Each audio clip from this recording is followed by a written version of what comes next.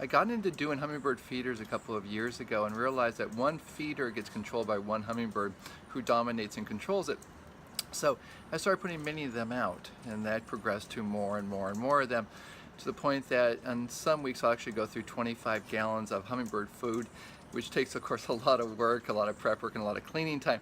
But the fact is that as the number of feeders start drying up, and before I start adding more out there, the birds go through kind of a feeding frenzy. They realize the fact that their well is drying up, and they start going nuts over the fact is that drink now because it's almost gone. So I'm going to show you a little bit of the feeding frenzy that I see off my back balcony.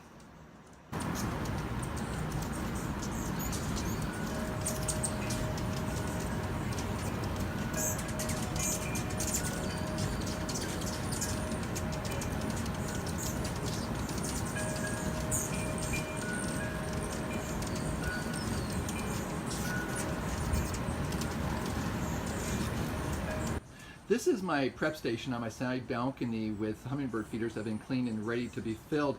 As there's a whole bunch of them here, this is actually not all of them. I have a whole bunch more in storage because it got to be so crazy with the amount of time I was spending doing cleaning each week. When I was going up to 25 gallons a week, I actually backed off, and this is actually about half of the feeders that I have available.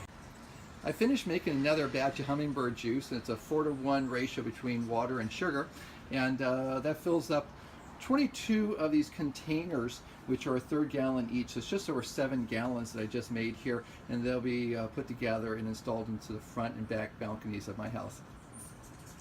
I have the feeders back out and filled up, and the hummingbirds are now relaxed as they see that their hummingbird juice bar is no longer running empty. If you like tips on how to run a successful hummingbird feeding operation, give me a call. I'll be happy to talk to you about it.